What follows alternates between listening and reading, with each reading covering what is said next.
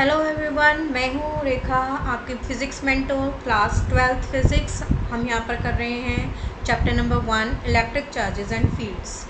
Students, हमने previous classes में electric field से रिलेटेड न्यूमेरिकल्स कर लिए थे और इलेक्ट्रिक फील्ड को समझ लिया था।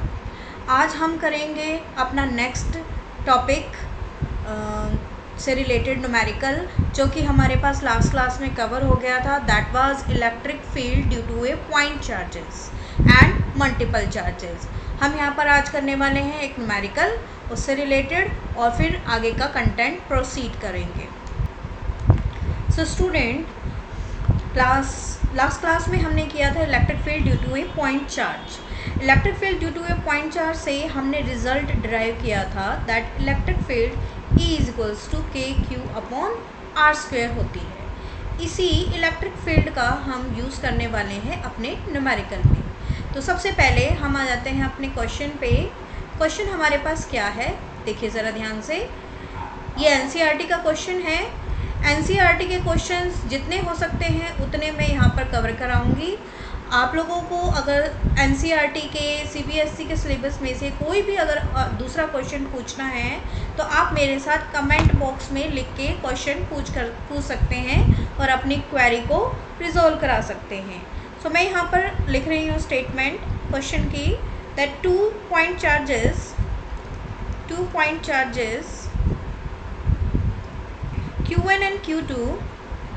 Q1 and Q2 of 10 raised to power minus 8 coulomb and ये लिखिए आगे प्लस लगा दीजिए यहाँ पर minus 10 raised to power minus 8, this is 10 raised to power minus 8 coulomb respectively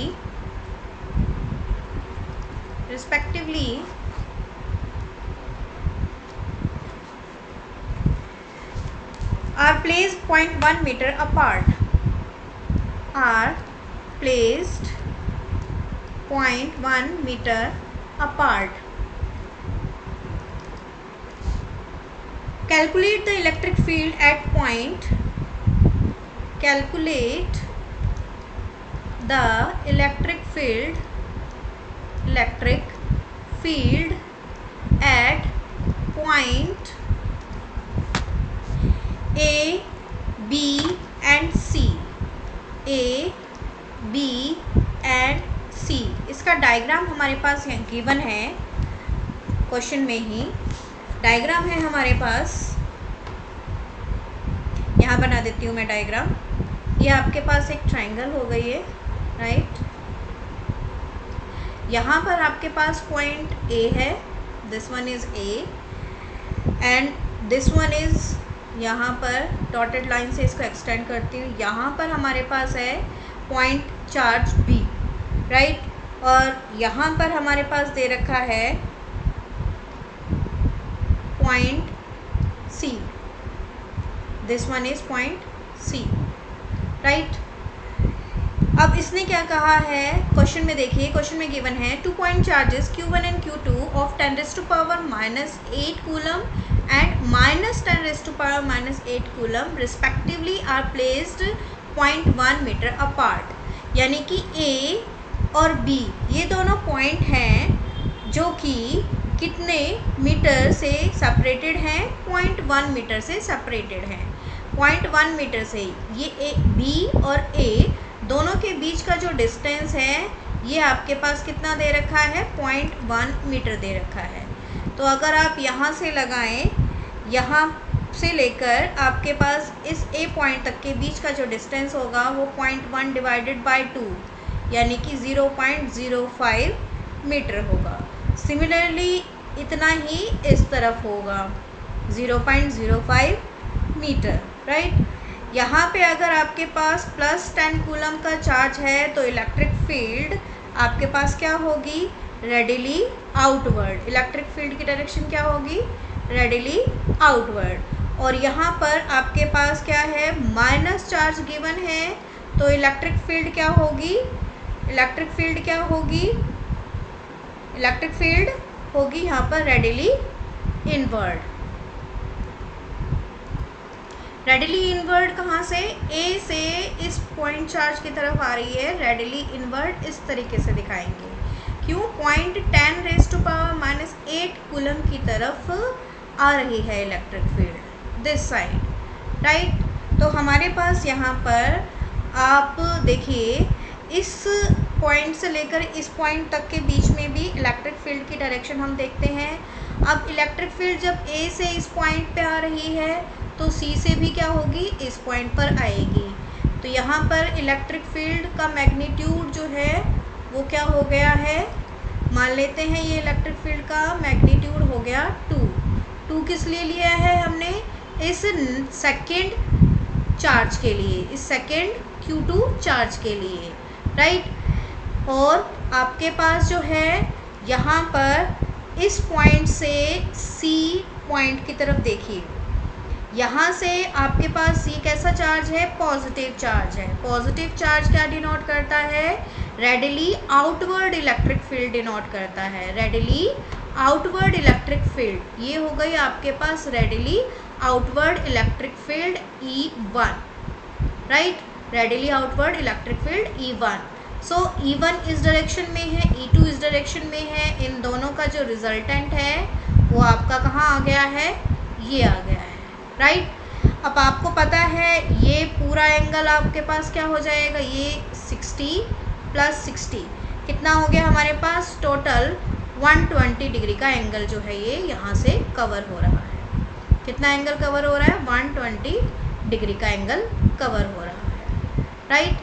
अब ये 120 डिग्री का एंगल कवर हो रहा है आपके पास, तो ये रिमेनिंग एंगल कितना रह जाएगा, ये रिमेनिंग एंगल आपके पास कितना हो जाएगा, देखिए ये एक स्ट्रेट लाइन आ रही है और ये आपके पास 120 डिग्री का एंगल जो है वो कवर हो गया है, ये 120 डिग्री हो गया। तो आपके पास 180 में से 120 माइनस कर देंगे, ये कितना रह जाएगा, ये रह जाएगा 60 डिग्री, राइट। सो ये 60 डिग्री का एंगल है, ये भी 60 डिग्री होगा, ये भी 60 डिग्री होगा, क्योंकि आपके पास ट्रायंगल कैसी नज़र आ रही है, ये इक्विलेटरल ट्रायंगल नज़र आ रही है, राइट। अब आप क्या करिए, देखिए यहाँ पर आपके पास जो है ये दो पॉइंट्स के बीच का जो डिस्टेंस है, उसने कहा था कि दोनों के बीच में सेपरेशन डिस्टेंस कितना है, 0.1 मीटर का है। तो इस पॉइंट से लेकर इस पॉइंट तक के बीच का सेपरेशन डिस्टेंस कितना है, 0.1 मीटर। सिमिलरली इस पॉइंट से लेकर इस पॉइंट तक के बीच का सेपरेशन डिस्टेंस कितना है, 0.1 मीटर, राइट। तो सभी जगह से जो है आपके पास डिस्टेंस कैसा होगा, 0.1 मीटर। अब ये आपके पास हाफ डिफरेंट डिस्टेंस है, तो ये हो जाएगा आपके पास 0.05 मीटर। कहाँ से लेकर कहाँ तक का, ए पॉइंट से लेकर यहाँ तक का। सिमिलरली यहाँ से लेकर यहाँ तक का भी आपके पास कितना डिस्टेंस होगा, 0.05 मीटर होगा, राइट। अब आप क्या करेंगे, इलेक्ट्रिक फील्ड निकालेंगे। अब आप क्या करेंगे, इलेक्ट्रिक फील्ड निकालेंगे। इलेक्ट्रिक फील्ड निकालने के लिए क्या करेंगे, आप यहाँ पर देखिए ज़रा, यहाँ पर देखिए स्टूडेंट्स, एक छोटी सी बात यहाँ पर मैं क्लियर कर देती हूँ कि जब हमसे बोला जाए इलेक्ट्रिक फील्ड निकालने के लिए due to a positive charge, तो पॉजिटिव चार्ज से निकलने वाली इलेक्ट्रिक फील्ड हमेशा क्या होती है, रेडिली आउटवर्ड। रेडिली आउटवर्ड का मतलब है अलोंग द रेडियस, बाहर की तरफ निकलती हुई दिखाई देगी, रेडिली आउटसाइड या आउटवर्ड भी लिख देते हैं, राइट, रेडिली आउटवर्ड भी लिख देते हैं। सिमिलरली अगर आपसे बोला जाए नेगेटिव चार्ज के लिए, तो नेगेटिव चार्ज के लिए क्या होती है, रेडिली इनवर्ड होती है, रेडियली इनवर्ड होती है, इनवर्ड होती है, राइट। रेडिली इनवर्ड और रेडिली आउटवर्ड, पॉजिटिव और नेगेटिव चार्जेस के लिए ये दो की पॉइंट जो हैं आप लोगों को याद रखने हैं। सो मैं यहाँ पर आपको ये पॉइंट इसलिए बता रही हूँ क्योंकि हर एक न्यूमेरिकल में आपको इलेक्ट्रिक फील्ड निकालने के लिए बोला जा रहा है, तो आपको पता होना चाहिए कि पॉजिटिव चार्ज के लिए इलेक्ट्रिक फील्ड की डायरेक्शन क्या होती है, रेडिली आउटसाइड या रेडिली क्या होती है, आउटवर्ड होती है, और नेगेटिव चार्ज के लिए क्या होती है, रेडिली इनवर्ड होती है, राइट। तो ये पॉइंट्स आप जो है ये याद रखिएगा। अब हम यहाँ पर क्वेश्चन के अकॉर्डिंग इलेक्ट्रिक फील्ड निकालने वाले हैं। अब अब क्वेश्चन के अकॉर्डिंग इलेक्ट्रिक फील्ड निकालिए। यहाँ पर देखिए इलेक्ट्रिक फील्ड हमारे पास पहले किस पॉइंट पे निकालेंगे हम, पहले ए पॉइंट पर निकालेंगे। चलिए निकालते हैं। ए पॉइंट कहाँ पर है हमारा, ये रहा, ये है हमारे पास ए पॉइंट। इस ए पॉइंट पर इलेक्ट्रिक फील्ड कैसे निकाली जाएगी, देखिए मैं यहाँ पर थोड़ा सा बनाकर आपको दिखा देती हूँ। इस ए पॉइंट पर देखिए यहाँ पर आपके पास जो है कितना डिस्टेंस है, 0.05 मीटर। सिमिलरली आपके पास यहाँ पर भी 0.05 मीटर डिस्टेंस है। ये पूरी लाइन जो है मैंने यहाँ पर ड्रॉ कर दी है, राइट। यहाँ पर मेरे पास डिनोट कर रखा है 10⁻⁸ कूलम, माइनस का चार्ज है। यहाँ पर प्लस 10⁻+8 कूलम, सॉरी -8 है ये आपके पास -8 ही है।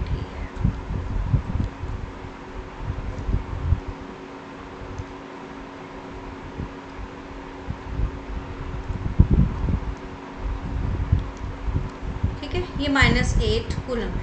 अब मुझे निकालनी है electric field at point A. At point A पे इलेक्ट्रिक फील्ड निकालने के लिए मैं नेगेटिव चार्ज का देखूंगी, तो नेगेटिव चार्ज की वजह से इलेक्ट्रिक फील्ड की डायरेक्शन क्या है, ये है आपके पास E2। पॉजिटिव चार्ज के लिए इलेक्ट्रिक फील्ड की डायरेक्शन क्या है, ये, और ये क्या है इलेक्ट्रिक फील्ड E1, राइट। तो सबसे पहले हम यहाँ पर क्या करेंगे, सॉल्यूशन के अंदर इलेक्ट्रिक फील्ड एट पॉइंट ए निकालेंगे। हम यहाँ पर निकाल रहे हैं electric field at point A, right. अब ए पॉइंट पर जब हम इलेक्ट्रिक फील्ड निकाल रहे हैं तो हमारे पास जो E1 और E2 का मैग्नीट्यूड है वो निकाल लेते हैं। इलेक्ट्रिक फील्ड क्या होती है, KQ/R² होती है। तो E1 का मैग्नीट्यूड यहाँ से आप निकाल लीजिए। E1 is the electric field produced by the positive 10⁻⁸ coulomb charge. इस प्लस के 10⁻⁸ कूलम के वजह से जो इलेक्ट्रिक फील्ड आ रही है दैट इज़ E1, और इसका डिस्टेंस, इस पॉइंट प्लस का डिस्टेंस ए पॉइंट से कितना है, 0.05 मीटर है। तो आप यहाँ पर लिखिए कि Q हमारे पास क्या है, 10⁻⁸। यहाँ पर लिख देते हैं 10⁻⁸ अपॉन R²। R क्या है आपके पास 0.05, और इसका क्या करना है, स्क्वायर, राइट। K की वैल्यू आपको पता ही है, K की वैल्यू क्या होती है, 9 × 10⁹ न्यूटन क्या होती है। बार बार आपको ये बताने की ज़रूरत नहीं होनी चाहिए, ये वैल्यू आपको याद रखनी है कि 9 × 10⁹ न्यूटन पर कूलम जो है ये वैल्यू होती है। सो हमारे पास ये वैल्यू हमें याद रखनी है। K क्या है, कांस्टेंट ऑफ प्रोपोर्शनैलिटी है। सो ये हमारे पास 9 × 10⁹ न्यूटन पर कूलम वैल्यू होती है। K की वैल्यू रख दीजिए यहाँ पर 9 × 10⁹ न्यूटन पर कूलम, मल्टीप्लाई में ये चार्ज आ जाएगा। चार्ज हमारे पास क्या है, 10⁻⁸ कूलम, राइट। अब यहाँ पर R की वैल्यू 0.05 का स्क्वायर जो है वो आ गया है। तो E1 इलेक्ट्रिक फील्ड जो है वो कितनी बनेगी, यहाँ पर कैलकुलेट कर लेते हैं। सिमिलरली अगर हम इस -10⁻⁸ कूलम की वजह से, माइनस वाले चार्ज की वजह से ए पर कितनी इलेक्ट्रिक फील्ड आ रही है, वो आ रही है E2, जिसकी डायरेक्शन क्या है, टुवर्ड्स लेफ्ट, इस साइड में है, राइट।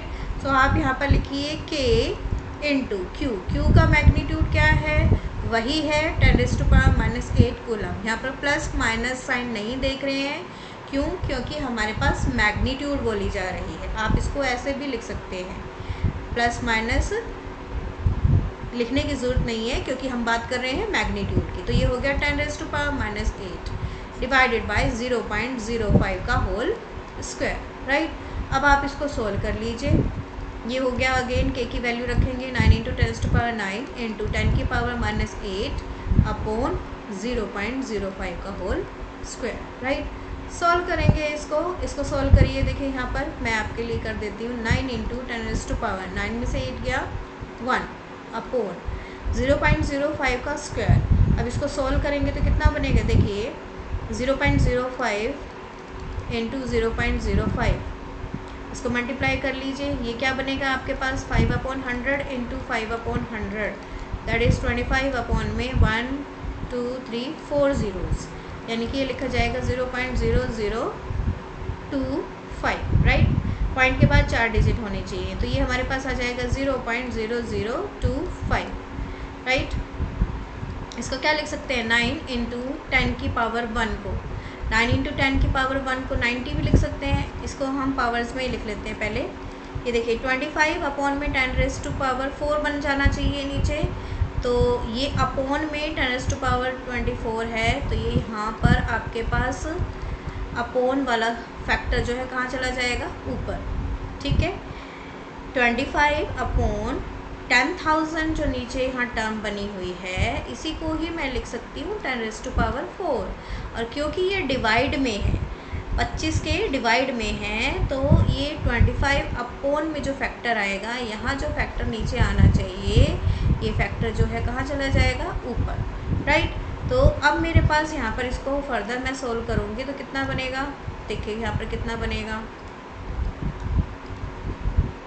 इसकी ज़रूरत नहीं है, इसको हटा देते हैं हम।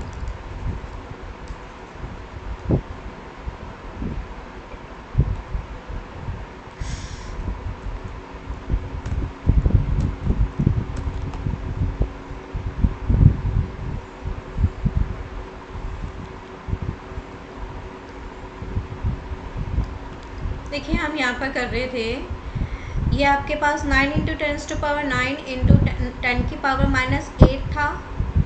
9 - 8 कितनी पावर रह गई यहाँ पर, 10 की पावर 1, और इसको हम 0.05 के स्क्वायर को सॉल्व करेंगे तो ये बनेगा 25 अपॉन में 10 की पावर 4, अपॉन वाला 10 की पावर 4 हम यहाँ ले गए हैं। अब आप इसको सॉल्व कर लीजिए, ये आपके पास क्या आ जाएगा, देखिए 9 अपॉन 25 इंटू 10 की पावर 4 एंड 1 कितना हो गया, ये 5। अब आपको 9 अपॉन में 25 को सोल्व करना है, कितना आएगा 9 अपॉन में 25, इसको सोल्व करिए। अब आपको क्या लेना पड़ेगा, पॉइंट लेना पड़ेगा, 0 पॉइंट, ठीक है। ये आपके पास नहीं जाएगा 0, तो आप इसको क्या लिखेंगे,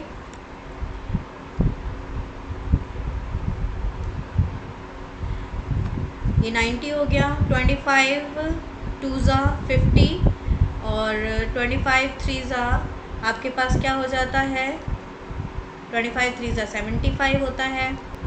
करिए इसको 3 पे चला जाएगा, 25 3 क्या होता है, दैट इज़ 75। 25 3 75 यहाँ पर जाएगा, तो यहाँ पर लिख दीजिए 75, यहाँ आ जाएगा 3। 10 में से 5 गया 5, 8 में से 7 गया 1, अगेन 0। अब आप ये देखिए किस पे जाएगा, 25 5 125 एंड 25 6 150, राइट। ये हो जाएगा 0.36, यहाँ पे लिख दीजिए 0.36 इंटू 10 की पावर 5। इसको हम क्या लिख सकते हैं, 0.36 इंटू 10 की पावर 5 को 3.6 इंटू 10 की पावर 4। यूनिट क्या होगी इलेक्ट्रिक फील्ड की, इलेक्ट्रिक फील्ड की यूनिट क्या होती है, न्यूटन।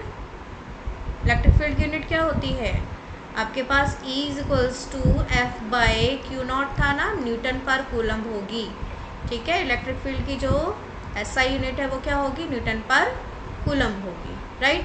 तो अब यहाँ पर हमारे पास जो है सेकंड पार्ट में भी देखिए सेम ही चीज़ सॉल्व करनी है। मैं यहाँ डायरेक्ट लिख रही हूँ कि हो जाएगा 3.6 इंटू 10 की पावर 4 न्यूटन पर कूलम्ब। तो एट पॉइंट ए की बात कर रहे हैं, इलेक्ट्रिक फील्ड एट पॉइंट ए कितनी आएगी, इन दोनों का वेक्टर सम कर देते हैं। Electric field at point A E1 plus E2 कितनी आ गई है, ये दोनों को ऐड करेंगे 3.6 एंड 3.6 कितना हो गया 7.2 इंटू 10 की पावर 4 न्यूटन पर कूलम्ब हो गया है, राइट। ये हमने अभी तक इलेक्ट्रिक फील्ड एट पॉइंट ए निकाली है।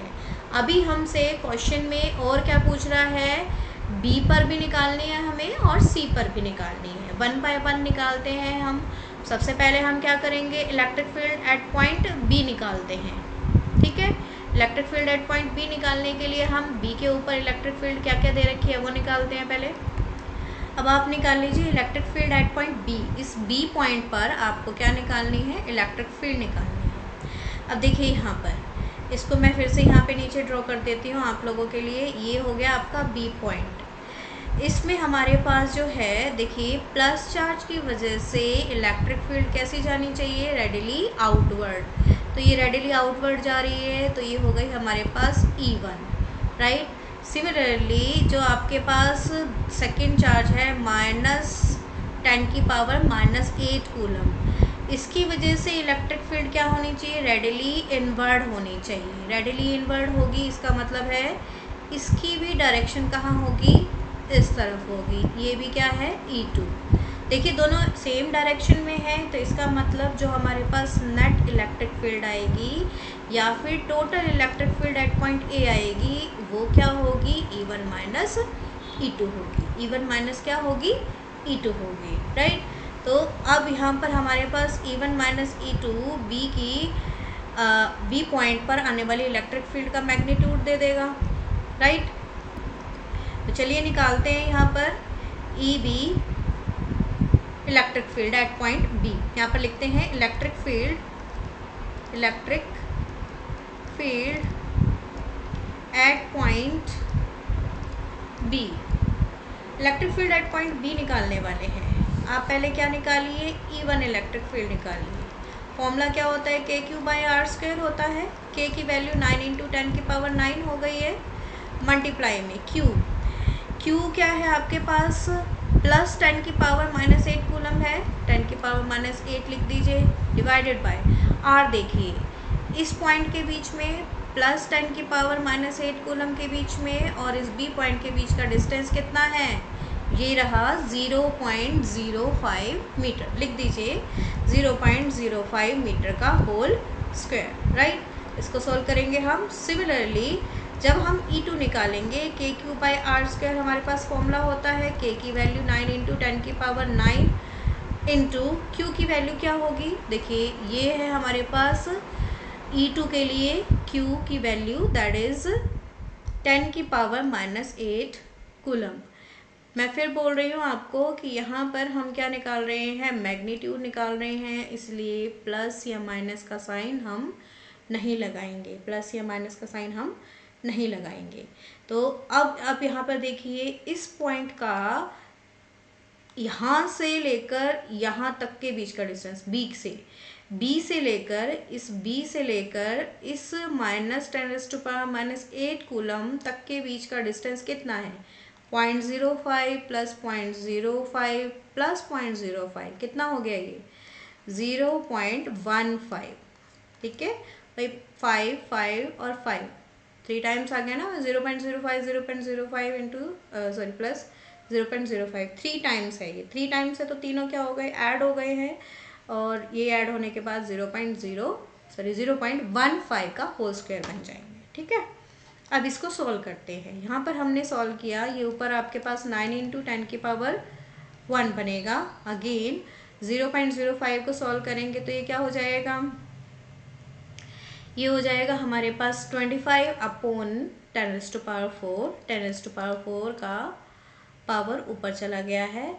ये पूरा देखिए हमारे पास प्रीवियस केस ही बन गया है। इस पूरे प्रीवियस केस का जो रिजल्ट था वो था 3.6 × 10⁻4 न्यूटन पर कूलम। इसको लिख दीजिए यहाँ पर, ये हो गया हमारे पास वैल्यू 3.6 × 10⁻4 न्यूटन पर कूलम, राइट। तो E1 इलेक्ट्रिक फील्ड आपके पास सेम आ गई है। अब आ जाइए बात करते हैं E2 इलेक्ट्रिक फील्ड की। 9 × 10⁻9 - 8 कितना बन गया ये आपके पास, ये हो गया हमारे पास 9 × 10⁻1, राइट। ये हो गया हमारे पास। उसके बाद फिर हम नीचे वाले पार्ट को सॉल्व करते हैं। नीचे वाले पार्ट में हमारे पास क्या है, डिस्टेंस दे रखा है 0.15 का होल स्क्वायर। 0.15 का होल स्क्वायर कितना बनेगा, दैट इज़ 225 अपॉन, देखिए यहाँ पर इसको मैं कर देती हूँ, ये हो जाएगा 15 का स्क्वायर होता है 225 0000, यानी कि 10⁻4 ऊपर आएगा आपके पास, राइट। यहाँ पर पावर 1 है और ये क्या है, पावर 4 है, राइट। ये बनेगा आपके पास 9/225 × 10⁻5। अब आप इसको सॉल्व करिए। ये आपके पास सॉल्व करने के बाद कितना बनना चाहिए, देखिए सॉल्व करके देख लेते हैं। यहाँ पर करते हैं इसको सॉल्व। 9 अंदर रखिए और ये क्या रखिए 225 बाहर रखिए।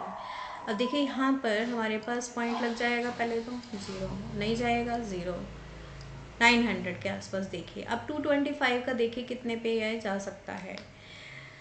अगर हम देखें इसको तो ये 3 या 4 पर ही जाना चाहिए। 225 को 3 से अगर मल्टीप्लाई करते हैं तो कितना बनता है 675। और अगर हम इससे भी ज़्यादा बड़े मल्टीप्लायर को ले लेते हैं, 4 को ले लेते हैं,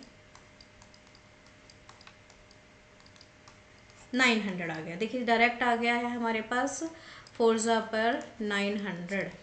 ठीक है, तो इसका मतलब ये हो जाएगा हमारे पास 0.04 इंटू 10 की पावर 5। इसको हम लिख सकते हैं 4 इंटू 10 की पावर 3 न्यूटन पर कूलम। राइट, ये हमारे पास क्या आ गया है 4 इंटू 10 की पावर 3 न्यूटन पर कूलम, ये हमारे पास आ गया है। ठीक, अब हम क्या कर सकते हैं,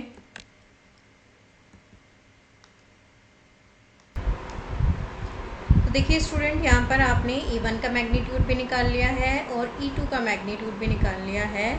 EB आपके पास क्या होगा E1 माइनस E2 होगा। क्यों? क्योंकि दोनों की डायरेक्शन क्या आ रही है, यहाँ पर सेम आ रही है।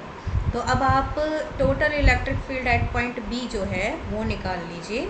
यहाँ पर अगर मैं EB निकालती हूँ, EB कितना बनेगा हमारे पास K1 माइनस K2 बनेगा। E1 minus E2, sorry K1 नहीं, E1 माइनस E2। यहाँ पर आप कर सकते हैं E1 minus E2। Right, E1 minus E2 करेंगे। E1 की वैल्यू कितनी है 3.6 इंटू 10 की पावर 4 माइनस इसकी वैल्यू कितनी है 4 इंटू 10 की पावर 3। राइट, इन दोनों को माइनस कर दीजिए, आपके पास क्या आ जाएगा electric field at point B आ जाएगा। देखते हैं कितना आता है electric field at point B।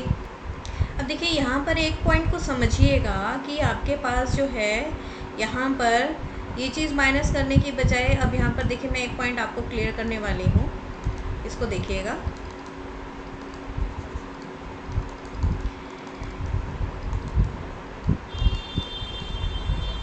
यहाँ पर देखिए ज़रा ध्यान से, यहाँ देखिए अब हमारे पास जो पॉइंट A था, इस A पर इलेक्ट्रिक फील्ड हमने कितनी निकाली थी, ये रही। इस A पॉइंट पर इलेक्ट्रिक फील्ड हमने टोटल निकाल ली थी, दैट इज 7.2 इंटू 10 की पावर 4 न्यूटन पर कूलम। ये हमने क्या निकाली थी electric field at point A निकाली थी। अब इस A की जो इलेक्ट्रिक फील्ड है वो ही तो B की तरफ आ रही होगी। यहाँ जो ये E2 है ये कहाँ से आ रही है, इस A की इलेक्ट्रिक फील्ड से आ रही है। अब A की इलेक्ट्रिक फील्ड इतने पोर्शन पे 0.05 के डिस्टेंस पे तो कितनी थी, ये रही, सॉरी इस डिस्टेंस से लेकर इस डिस्टेंस तक की बात करें हम, तो हमारे पास जो ये A की टोटल इलेक्ट्रिक फील्ड है ये कहाँ पर आ रही है, B की तरफ आ रही है। भाई ये A की ही तो इलेक्ट्रिक फील्ड जो टोटल इलेक्ट्रिक फील्ड होगी वही तो आपके पास इस पॉजिटिव 10⁻⁸ कूलम से होती हुई B की तरफ आएगी। यानी कि इस E2 का जो मैग्नीट्यूड होगा वो किसके बराबर होगा, EA के बराबर होगा। किसके बराबर होगा, EA के बराबर होगा। और EA की वैल्यू कितनी है 7.2 इंटू 10 की पावर 4 है। कितनी है 7.2 इंटू 10 की पावर 4 कूलम है। तो हमारे पास जो ये E2 का मैग्नीट्यूड है हमें कौन से वाला रखना है, EA वाला रखना है। ये हो जाएगा 7.2 इंटू 10 की पावर 4 कूलम न्यूटन पर कूलम। राइट, ठीक है। और E1 हमारे पास कितनी है, E1 हमारे पास जो है ये कितनी आ रही है E1 की वैल्यू हमारे पास ये ऑलरेडी हमने निकाल ली है।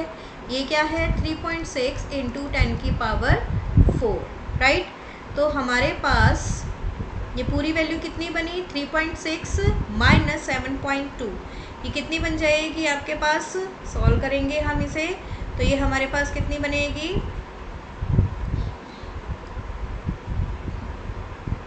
7.2 माइनस 3.6 कितना बनेगा हमारे पास, क्योंकि हम मैग्नीट्यूड निकाल रहे हैं तो प्लस माइनस के साइन का कोई ज़रूरी नहीं है। 7.2 36 टू 72 होता है, इसका मतलब यहाँ पर भी क्या आना चाहिए, 3.6 होना चाहिए। 3.6 इंटू 10⁴ न्यूटन पर कूलम होना चाहिए, राइट। ये हमारे पास 7.2 ही है ना, टोटल इलेक्ट्रिक फील्ड 66, ठीक है, ठीक है। तो ये हमारे पास क्या हो जाएगी, ई बी की इलेक्ट्रिक फील्ड बनेगी हमारे पास, दैट इज़ 3.6 इंटू 10⁴ कूलम बनेगी। ये सब करने के बजाय अगर हम डायरेक्ट अपना जो यही मेथड है कि E1 minus E2 at point B ही तो निकालना है हमें, E1 और E2 का डिफरेंस लेना है जो कि हमारे पास क्या डिनोट कर देगा, B डिनोट कर देगा। तो हम सीधा निकाल के देखते हैं हमारे पास क्या आता है। देखिए हमारे पास जो है E1 की वैल्यू कितनी आई थी, 3.6 इंटू 10⁴ न्यूटन पर कूलम आई थी, माइनस E2 की वैल्यू हमारे पास कितनी थी, 4 इंटू 10⁻³ न्यूटन पर कूलम, राइट। तो ये हमारे पास क्या बनेगा, ये बनेगा अराउंड 36,000 माइनस 4,000, ये कितना बन गया हमारे पास, 36 माइनस 4 कितना रहा, 32,000, राइट। इसको हम लिख सकते हैं 3.2 इंटू 10⁴ न्यूटन पर कूलम, राइट, ठीक है। यही हम करेंगे।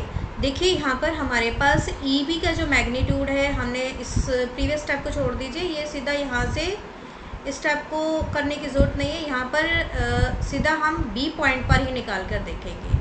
बी पॉइंट पर इलेक्ट्रिक फील्ड देखिए यहाँ पर सेम डायरेक्शन में E1 और E2 आ रही थी, ठीक है, वो हमने अलग अलग कैलकुलेट कर ही ली है। जब ये कैलकुलेट की है तो इसका तो यूज़ करेंगे ही ना हम, तो हमने इसका यूज़ किया, E1 और E2 को माइनस करके हमने क्या निकाल ली है, EB की वैल्यू एट पॉइंट B निकाल ली है, ठीक है। अब ये पॉइंट A पर हो चुकी है हमारे पास इलेक्ट्रिक फील्ड, पॉइंट B पर हो चुकी है, अभी C पर लेफ्ट है। C पॉइंट कहाँ पर है, ये रहा हमारे पास C पॉइंट। इस C पॉइंट पर इलेक्ट्रिक फील्ड निकाल लेते हैं अब हम। ये एक ही पॉइंट रह गया हमारे पास, यहाँ पर भी इलेक्ट्रिक फील्ड निकाल लेते हैं। देखिए यहाँ लिख देती हूँ मैं, इलेक्ट्रिक फील्ड एट पॉइंट सी।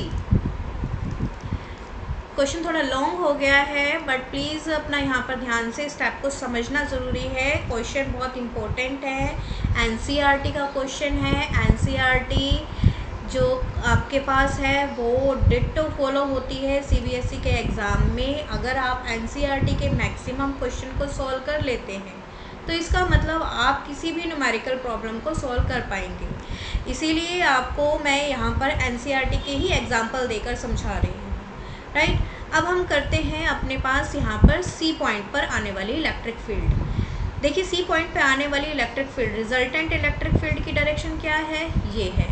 और ये resultant electric field C point पर कहाँ से आई है, ई बी की तरफ से आई है और इस 10⁻⁻8 कूलम की तरफ से आई है। यानी कि सी पॉइंट पे जो इलेक्ट्रिक फील्ड प्लस 10⁻⁻8 कूलम की वजह से आई है वो क्या है, E1, और जो माइनस 10⁻⁻8 कूलम के वजह से आई है वो क्या है, E2, ये वाली E2।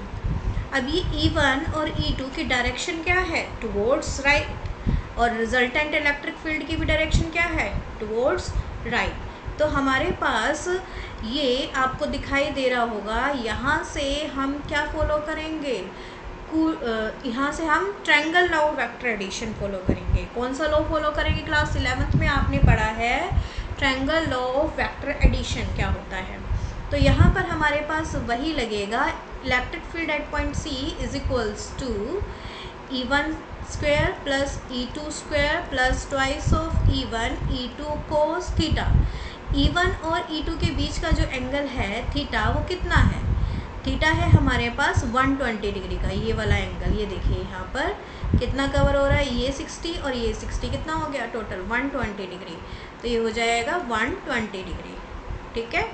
तो अब हम यहाँ पर electric field at point C निकाल लेंगे। E1 का मैग्नीट्यूड हमारे पास कितना है, यहाँ पर हमारे पास E1 का मैग्नीट्यूड कितना आएगा, देखिए यहाँ पर E1 का मैग्नीट्यूड कितना आएगा, ये हमें निकालना पड़ेगा। पहले हम यहाँ पर साइड में निकाल लेते हैं। जितना आपके पास E1 होगा उतना ही यहाँ पर क्या होगा, E2 भी होगा।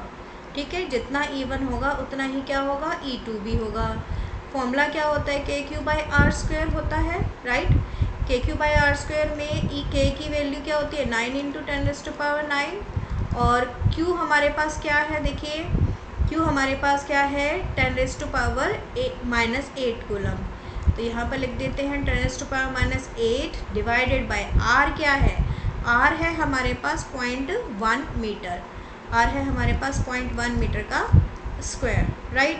तो ये हमारे पास कितना हो गया है, यहाँ पर ये हो गया हमारे पास 9 × 10⁻9 - 8 कितना हो गया, 1/, 0.1 का स्क्वायर कितना हो जाएगा, 0.1 का स्क्वायर बनेगा हमारे पास, 0.1 का स्क्वायर कर दीजिए 1/10 × 1/10, यानी कि क्या हो गया हमारे पास 0.01। एक सेकेंड,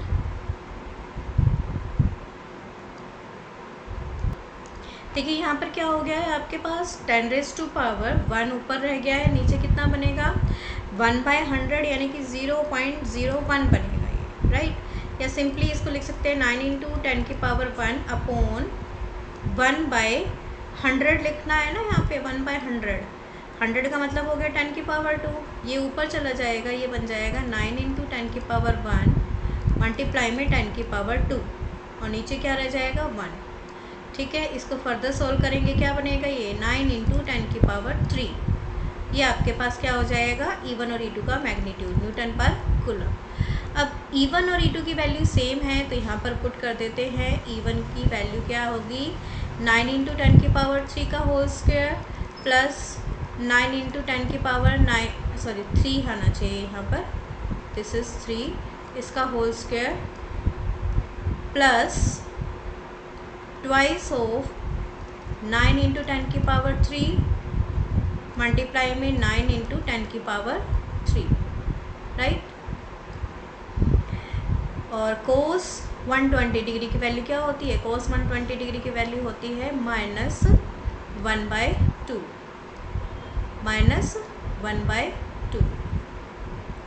ठीक है। अब यहाँ पर -1/2 है, इस फैक्टर को सॉल्व कर लेते हैं, कितना बनेगा ये फैक्टर सॉल्व करने के बाद, यहाँ थोड़ा होश पोश सा हो गया है, फिर भी हम ट्राई करते हैं कितना सॉल्व हो सकता है।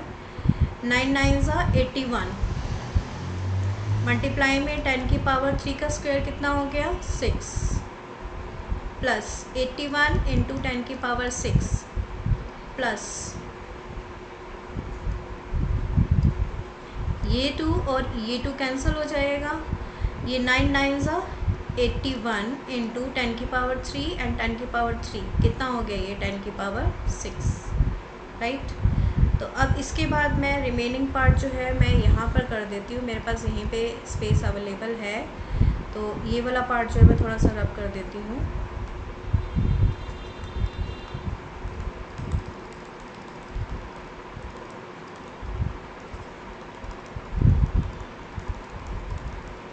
हाँ जी, देखिए फिर यहाँ पर हमारे पास क्या लेफ्ट रहता है, देखिए ये बचेगा हमारे पास इस स्टेप के बाद, ये हमारे पास यहाँ पर क्या थी EC, राइट, ये EC है। अब यहाँ पर हमारे पास देखिए कितना है 81 × 10⁻6, 81 × 10⁻6 ये 3 टाइम्स है, तो मैं इसको लिख सकती हूँ सीधा ही EC = 3 टाइम्स ऑफ 81 × 10⁻6 और उसका क्या है रूट, राइट, इसका क्या है रूट। तो ये हो जाएगा EC = इसको लिख दीजिए, ये हो जाएगा 3 8 24 × 10⁻6, राइट। अब 243 का रूट क्या होता है 49 होता है, 49 का स्क्वायर होगा या फिर किसी और चीज़ का स्क्वायर होगा, ये किसका स्क्वायर होगा, ये हमारे पास होगा 243 किसका रूट होता है, 243 हमारे पास जो है वो होता है। यहाँ पर हम एक गलती कर रहे हैं, देखिए यहाँ पर एक माइनस का साइन जो है वो रह गया है।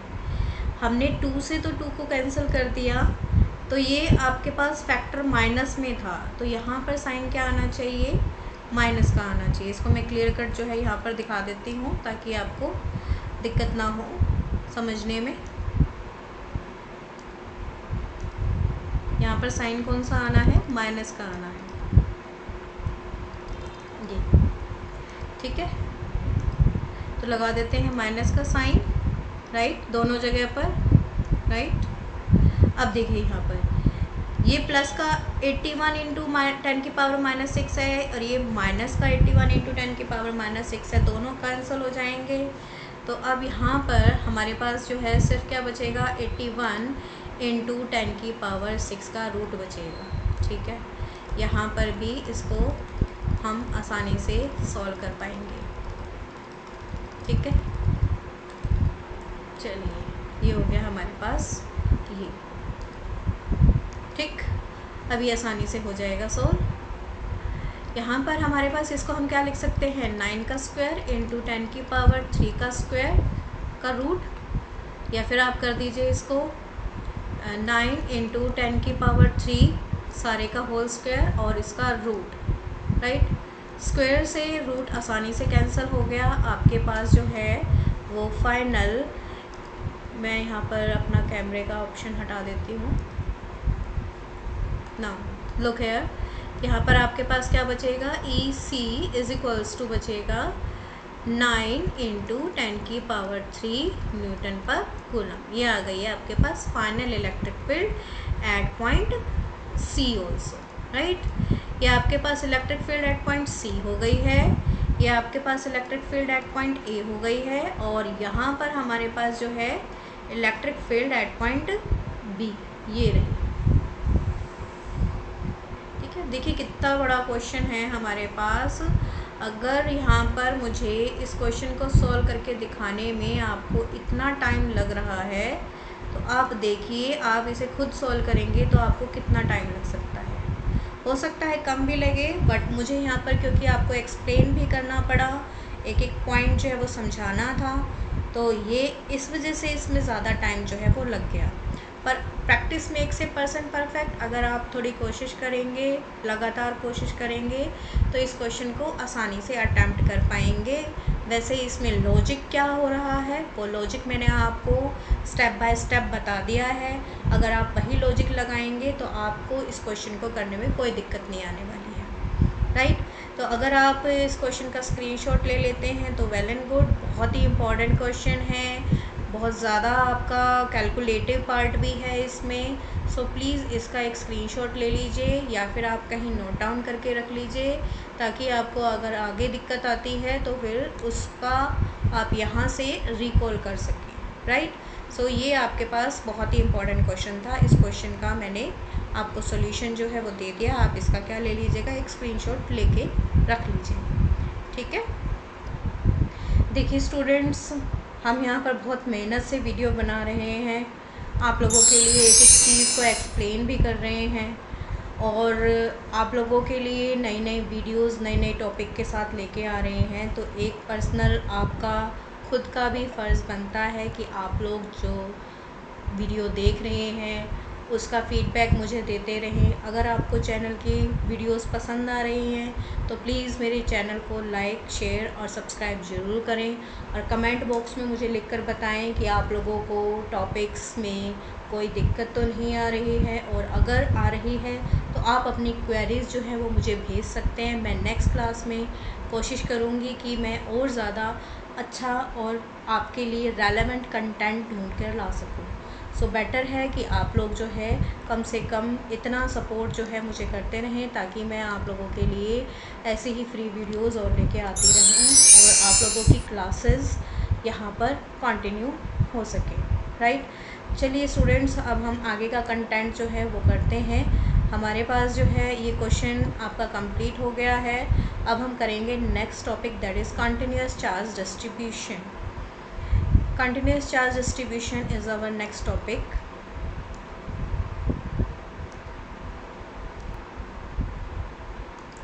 देखिए प्रैक्टिकली हम यहाँ पर जो टॉपिक यूज़ कर रहे हैं, next topic is continuous charge distribution. This is continuous charge distribution. Continuous charge distribution.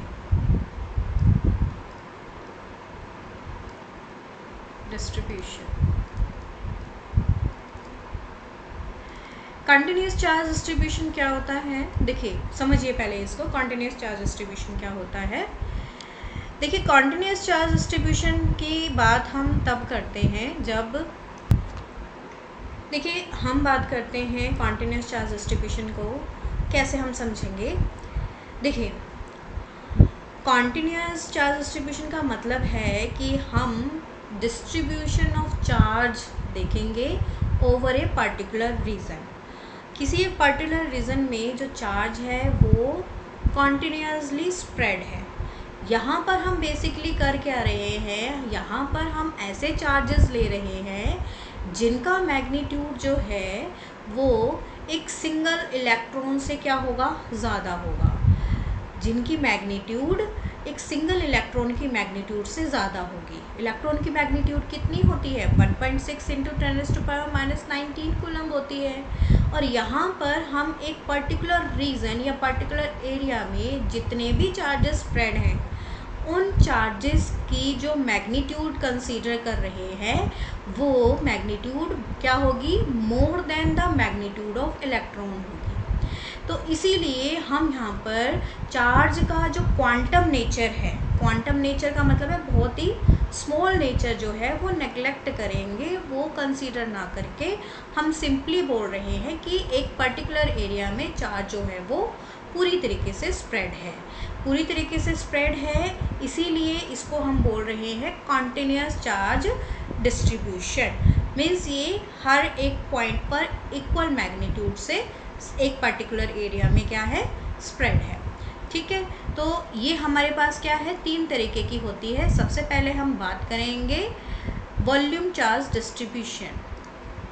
Volume charge distribution, volume charge distribution क्या है? जब एक पर्टिकुलर वॉल्यूम के अंदर चार्ज इक्वली डिस्ट्रीब्यूटेड होगा। जब एक पर्टिकुलर वॉल्यूम के अंदर चार्ज इक्वली डिस्ट्रीब्यूटेड होगा, यहाँ पर लिख देती हूँ charge distributed over a particular volume, distributed over a particular volume V, right. एक पर्टिकुलर वॉल्यूम के अंदर जितना भी चार्ज डिस्ट्रीब्यूशन होगा that is called the volume charge distribution. अब इसके लिए हम यहाँ पर क्या ले लेते हैं, एक वॉल्यूम ले लेते हैं। मान लीजिए ये क्या है, मेरे पास एक वॉल्यूम V है। इसके ऊपर जो चार्ज है वो इक्वली इस तरीके से स्प्रेड है। ये इक्वली चार्ज मैंने डिस्ट्रीब्यूशन ले लिया है, ठीक है। ये चार्ज इक्वली डिस्ट्रीब्यूटेड है। इसमें मैंने एक स्मॉल एरिया ले लिया है सेंटर पे।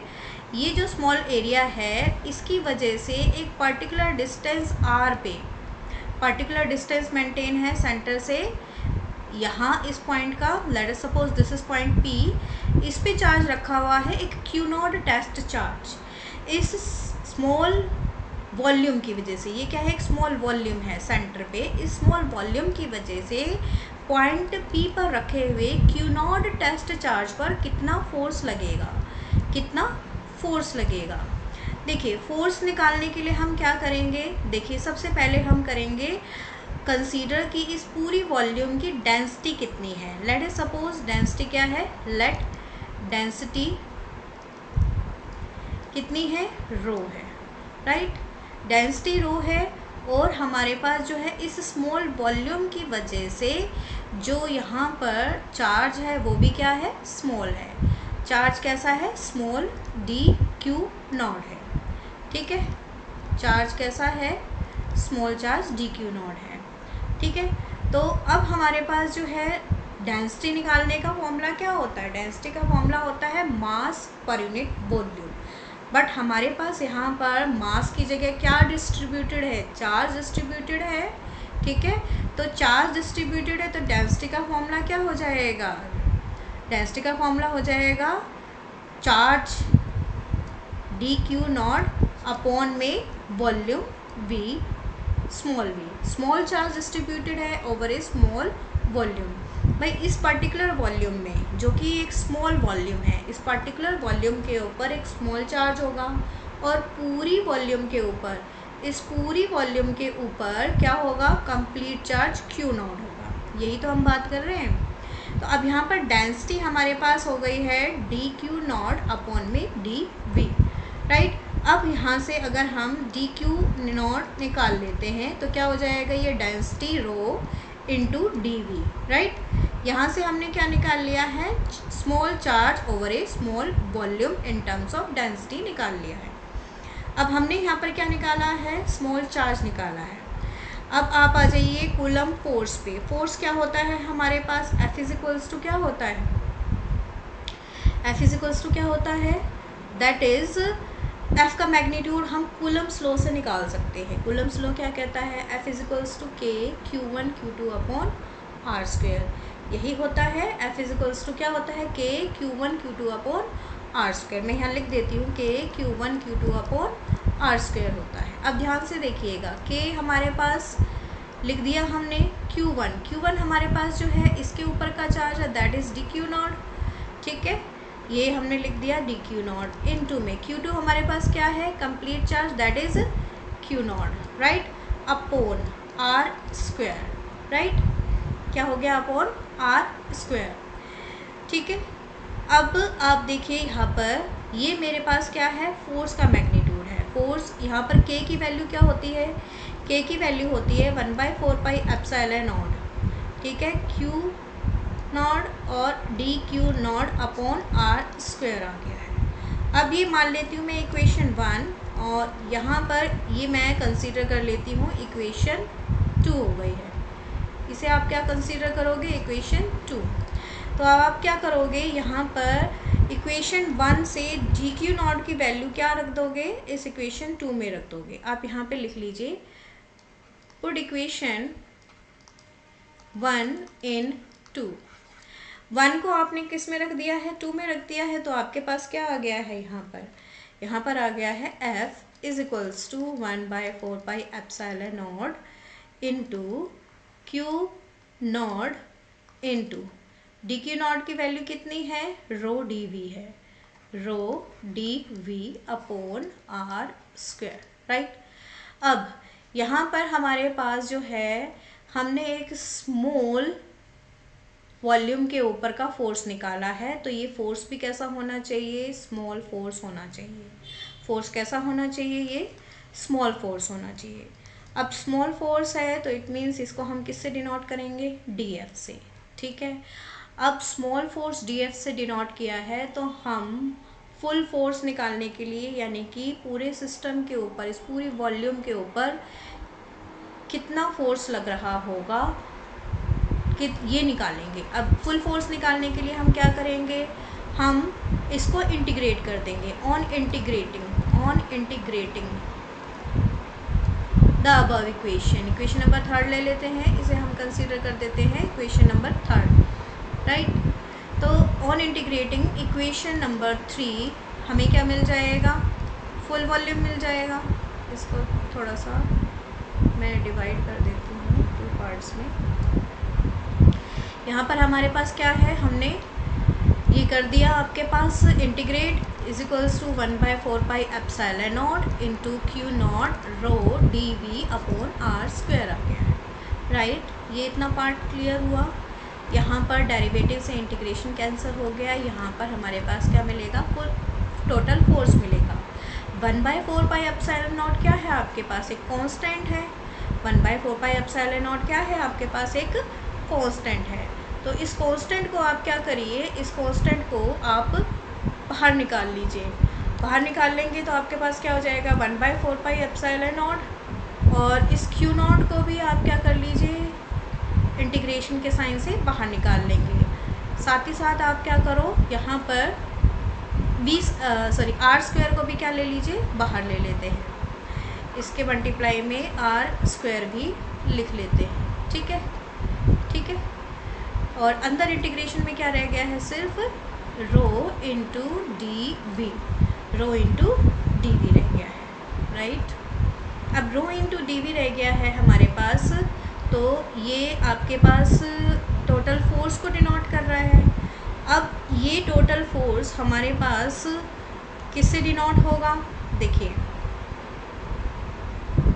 ये टोटल फोर्स आ गया, फोर्स तो हमने निकाल लिया है, ठीक है, इन टर्म्स ऑफ वॉल्यूम। तो अब हम क्या निकालेंगे, इलेक्ट्रिक फील्ड निकालेंगे। इलेक्ट्रिक फील्ड का फॉर्मूला क्या होता है, E इक्वल्स टू क्या होता है, F अपॉन में per unit test charge Q naught होता है, F अपॉन में per unit test charge Q naught होता है। सो यहाँ पर मेरे पास जो है ये आपके पास इलेक्ट्रिक फील्ड का फॉर्मूला हम पता है क्या होता है, force acting on per unit test charge, force acting on per unit test charge is called electric field intensity और इलेक्ट्रिक फील्ड। सो ये F बाई Q नॉट। अब F का मैग्नीट्यूड हमने ऊपर से निकाल लिया है इस इक्वेशन से, इक्वेशन नंबर 4 से, यहाँ पर रख दीजिए। ये क्या हो जाएगा आपके पास, Q अपॉन में 4 pi epsilon naught R square, ठीक है, और मल्टीप्लाई में 1 अपॉन Q नॉट ऑलरेडी है, यहाँ पर भी ये क्या है, Q नॉट है। तो इस Q नॉट से इस Q नॉट से कैंसिल हो जाएगा, यहाँ पर ये रह जाएगा रो इंटू डी वी। अब ये जो इंटीग्रल साइन आ रहा है ये कैसा इंटीग्रेशन है, वॉल्यूम इंटीग्रेशन है, इसलिए सफिक्स में क्या लिख रहे हैं, यहाँ पर v लिख रहे हैं। सफिक्स में क्या लिखेंगे, यहाँ पर इसके साथ v लिखेंगे। v क्या डिनोट कर रहा है, वॉल्यूम इंटीग्रल को, ठीक है। ये कैसा इंटीग्रल है, वॉल्यूम, वॉल्यूम को इंटीग्रेट कर रहा है ना ये, इसीलिए इसे हम वॉल्यूम इंटीग्रल बोलेंगे, ठीक है। तो ये हमारे पास इलेक्ट्रिक फील्ड कितनी आ गई है, इलेक्ट्रिक फील्ड आ गई है आपके पास 1/4 pi epsilon naught into R square और इंटीग्रेशन में rho D V, volume integration of rho D V. ये हमारे पास किसकी वैल्यू आ गई है, ये आ गई है आपके पास। अच्छा, यहाँ पर जो ये डिस्टेंस है, ये डिस्टेंस भी आप अंदर ही लिख सकते हैं, क्योंकि हमारे पास ये डिस्टेंस जो है ये वेरी कर सकता है। तो ये हो जाएगा हमारे पास 1/4 pi epsilon naught rho upon are square into D V, इस तरीके से भी लिखा जा सकता है, ठीक है। ये हो गया हमारे पास वॉल्यूम चार्ज डिस्ट्रीब्यूशन। जैसे ही हमने वॉल्यूम चार्ज डिस्ट्रीब्यूशन किया, वैसे ही हमारे पास अनदर कंटिन्यूस चार्ज डिस्ट्रीब्यूशन की फॉर्म है, that is a surface charge distribution. Next हम पढ़ेंगे सरफेस चार्ज डिस्ट्रीब्यूशन क्या होता है। सरफेस चार्ज डिस्ट्रीब्यूशन ये मैं कंप्लीट नहीं करूँगी, आप थोड़ा सा जो है इसमें एडजस्ट करिएगा। यहाँ पर सेम ही चीज़ आपके पास फॉलो हो रही है तीनों टाइप के चार्ज डिस्ट्रीब्यूशन में, तो आप इसको आसानी से कर सकते हैं। फिर भी मैं आपको यहाँ पर मैक्सिमम स्टेप्स यहाँ कवर करके दूँगी। यहाँ पर करते हैं हम सरफेस चार्ज डिस्ट्रीब्यूशन, इस पार्ट में कर लेते हैं सरफेस चार्ज डिस्ट्रीब्यूशन।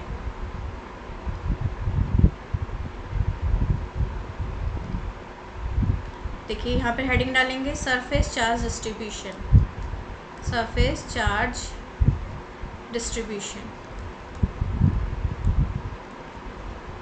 जैसे हमने वॉल्यूम चार्ज डिस्ट्रीब्यूशन किया है, वैसे ही सरफेस चार्ज डिस्ट्रीब्यूशन होता है। एक पर्टिकुलर सरफेस के ऊपर जो चार्ज डिस्ट्रीब्यूटेड है, that is called surface charge distribution.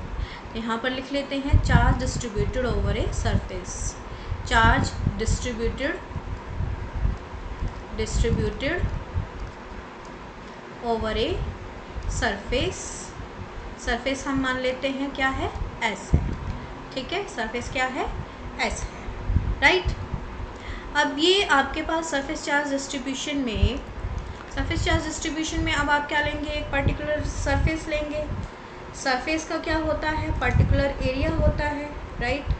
तो आप क्या ले लेंगे, यहाँ पर एक सरफेस ले लेते हैं। मान लीजिए क्या है, ये एक सरफेस है,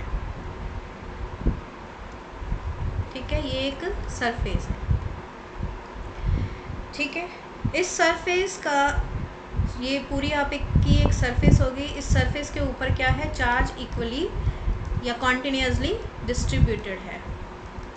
ठीक है, इस पे चार्ज डिस्ट्रीब्यूटेड है और आपने क्या ले लिया है, इसका एक स्मॉल एरिया ले लिया है, स्मॉल सरफेस ले ली है, that is denoted by ds, that is denoted by ds। इसके सेंटर से एक पर्टिकुलर डिस्टेंस r पे क्या चीज़ है, पॉइंट p है। पॉइंट p पर चार्ज कौन सा है, पॉइंट p पर चार्ज है q नॉट, टेस्ट चार्ज।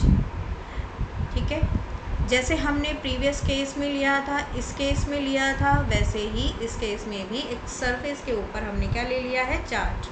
अब देखिए यहाँ पर आपके पास ये इक्वेशन फर्स्ट से अगर आप निकालेंगे तो आपके पास यहाँ पर क्या आ जाएगा, देखिए यहाँ पर हम क्या ले लेंगे, let area is equals to क्या हो गया है, a, राइट। और चार्ज आपके पास इसके ऊपर क्या हो जाएगा, स्मॉल डी क्यू नॉट हो जाएगा, स्मॉल डी क्यू नॉट हो जाएगा। चार्ज आपके पास क्या हो गया है,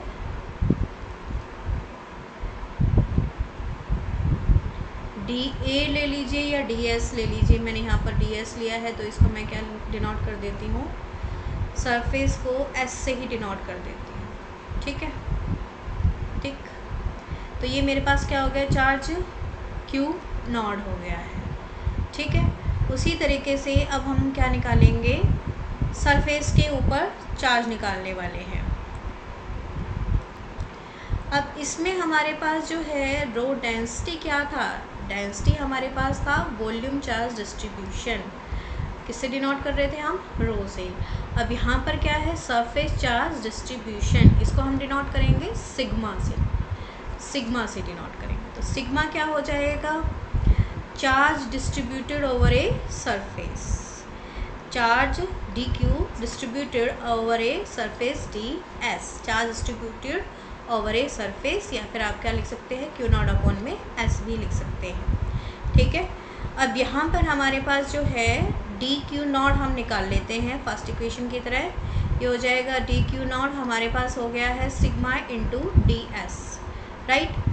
अब ये डी एस हमारे पास क्या है, सरफेस एरिया है, ये सरफेस एरिया कितना है, ये सरफेस एरिया हमारे पास कितना होगा, डी एस की जगह सिंपली हम अगर एस निकालना चाहें यहाँ से निकाल लीजिए, ये क्यू नॉट अपॉन में सरफेस एरिया की बात करेंगे।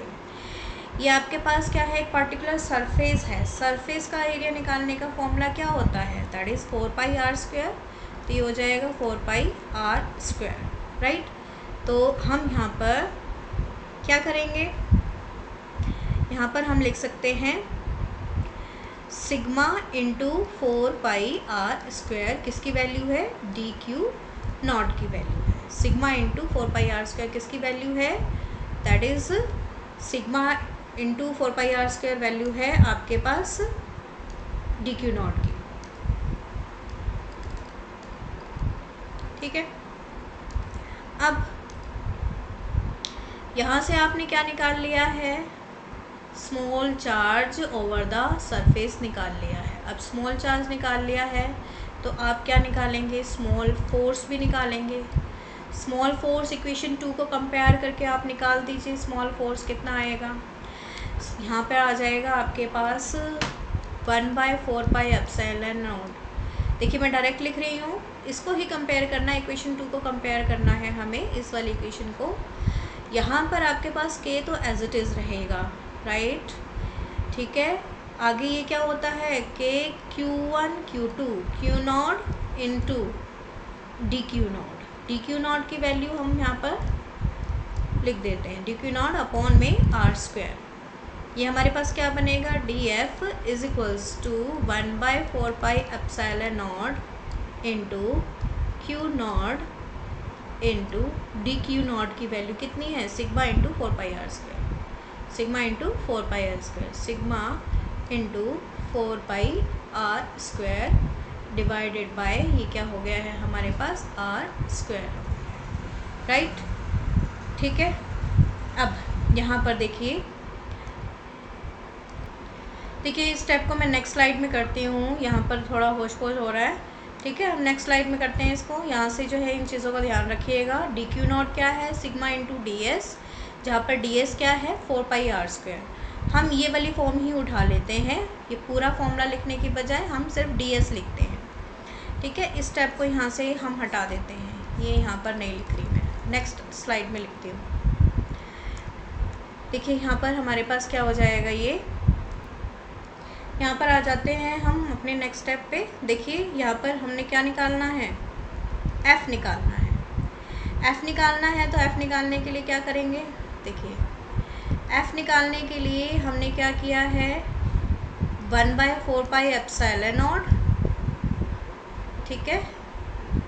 और ये हमारे पास प्रीवियस स्टेप में हमने क्या निकाला था, ds is equals to sigma into D Q naught is equals to sigma into D S था, सिग्मा इंटू डी एस था, डी क्यू नॉट की वैल्यू लिखी थी।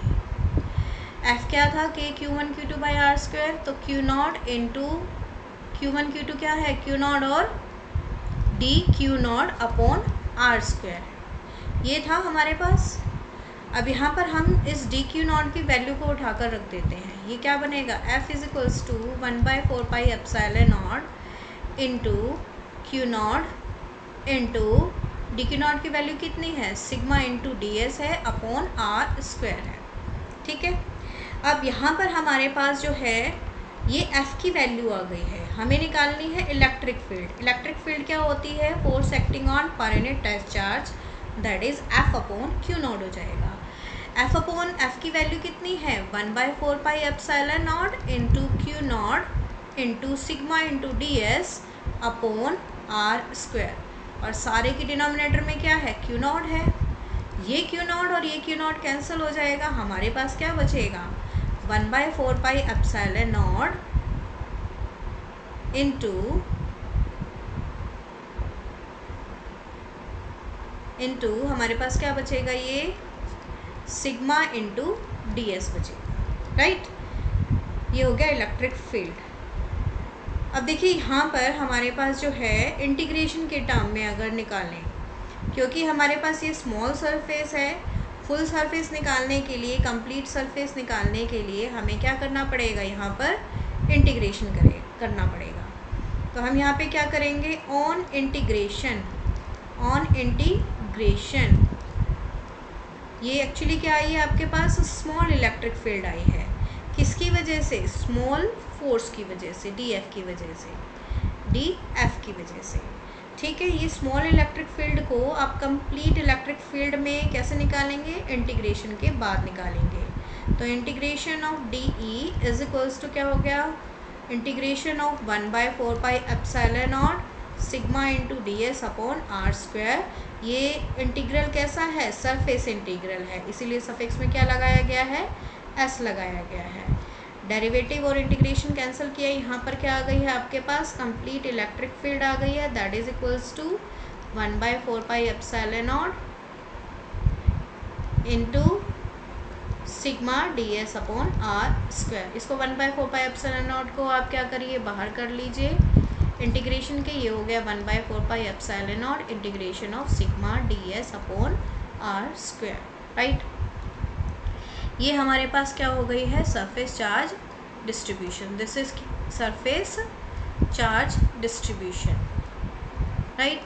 सिमिलरली आप क्या कर सकते हैं, लाइन चार्ज डिस्ट्रीब्यूशन या फिर लीनियर चार्ज डिस्ट्रीब्यूशन, जो कि आपके पास थर्ड पॉइंट है, यहाँ पर लिख दीजिए, लीनियर चार्ज डिस्ट्रीब्यूशन आप निकाल रहे हैं, डिस्ट्रीब्यूशन। नेक्स्ट थर्ड पॉइंट में लीनियर चार्ज डिस्ट्रीब्यूशन के लिए आप क्या करेंगे, एक लीनियर ऑब्जेक्ट लेंगे। लीनियर ऑब्जेक्ट आपका क्या हो सकता है, एक स्ट्रेट रोड हो सकती है।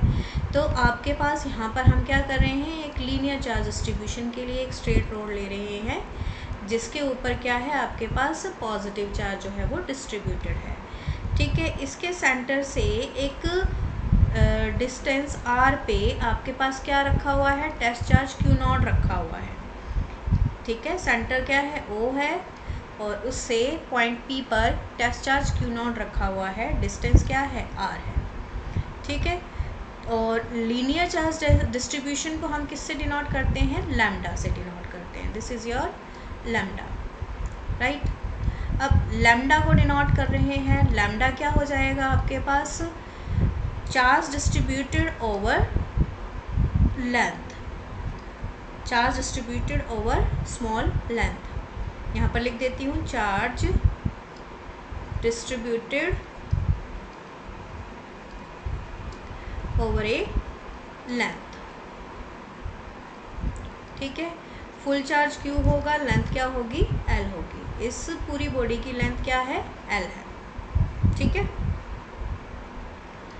Charge distributed over a length is called the linear charge distribution. किससे डिनोट हो रहा है, लैम्डा से डिनोट हो रहा है। अब यहाँ से अगर आप डी क्यू का मैग्नीट्यूड निकाल लीजिए, यहाँ पर क्या है, सेंटर पे आपके पास कौन सा चार्ज रखा हुआ है, डी क्यू नॉट रखा हुआ है, डी क्यू नॉट रखा हुआ है, ठीक है। अब ये डी क्यू नॉट जो है हमारे पास क्या डिनोट करेगा, देखिए यहाँ पर डी क्यू नॉट हमारे पास हो जाएगा lambda into D L, right. यहाँ से डी क्यू निकालेंगे तो क्या हो जाएगा, lambda into D L, lambda into D L. अभी डी क्यू नॉट निकाल लिया आपने, अब आप क्या करोगे, यहाँ से फोर्स निकाल लीजिए, स्मॉल फोर्स निकालेंगे क्योंकि आपके पास स्मॉल चार्ज है, डी क्यू नॉट है, ये हो जाएगा 1/4πε0 इंटू ली, अभी इंटीग्रेशन रहने दीजिए इसको, अभी इंटीग्रेशन नहीं करते, नेक्स्ट स्टेप में करेंगे।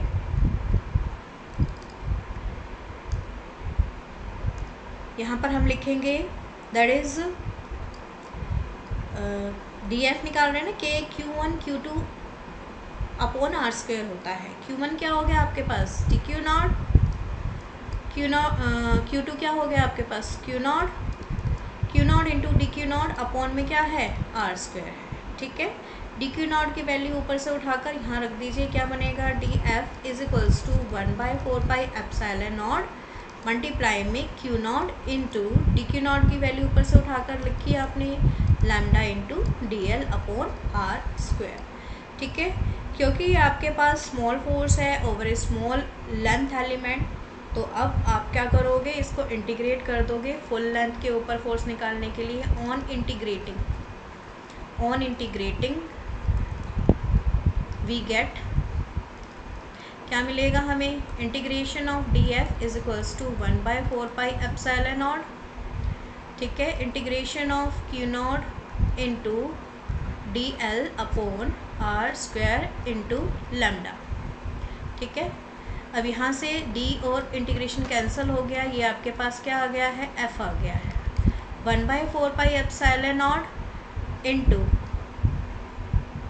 क्यू नॉट को भी आप बाहर निकाल लीजिए, इंटीग्रेशन में हमारे पास क्या आ जाएगा, डी एल अपॉन में आर स्क्वायर इंटू लैम्डा, ठीक है। अभी आ गया फोर्स का मैग्नीट्यूड, हम निकाल लेते हैं इलेक्ट्रिक फील्ड। इलेक्ट्रिक फील्ड क्या होती है, force acting on per unit test charge. तो इलेक्ट्रिक फील्ड का मैग्नीट्यूड आ गया है क्यू नॉट अपॉन में 4πε0 multiply integration of lambda into D L upon are square divided by Q naught से क्यू नॉट कैंसिल हो गया, ये बचेगा आपके पास 1/4πε0 integration of lambda into D L. ये हमारे पास क्या आ गई है, लीनियर चार्ज डिस्ट्रीब्यूशन आ गया है। This is linear charge distribution, linear charge distribution, right. So student, आज हमने कवर किए हैं तीनों टाइप की continuous charge distribution. Continuous charge distribution में आज हमने 3 तरीके की चार्ज डिस्ट्रीब्यूशन पढ़ी है। एक है हमारे पास वॉल्यूम चार्ज डिस्ट्रीब्यूशन, सेकंड है हमारे पास सरफेस चार्ज डिस्ट्रीब्यूशन, और थर्ड है हमारे पास लीनियर चार्ज डिस्ट्रीब्यूशन। ये 1 बाय 1 मैंने आपको सारी स्टेप बाय स्टेप एक्सप्लेन कर दी हैं। आपके जो पिछले टॉपिक्स हैं और जो आज का टॉपिक है, प्लीज़ उसको अच्छे से करिएगा, अच्छे से रिवाइज़ करिएगा, अच्छे से प्रैक्टिस करिएगा, और अगर मेरी वीडियो पसंद आए तो उसे लाइक, शेयर एंड सब्सक्राइब ज़रूर करिएगा, ताकि हम अपनी आगे की क्लासेस में भी आपसे मिलते रहें। और अगर आपको कोई क्वेरी है तो प्लीज़ मुझे कमेंट बॉक्स में लिख के बताएं कि आपको क्या दिक्कत आ रही है और कौन से टॉपिक से रिलेटेड आप प्रॉब्लम मुझसे डिस्कस करना चाहते हैं। ठीक है स्टूडेंट्स, आज के लिए इतना ही। मिलते हैं अपनी नेक्स्ट वीडियो में।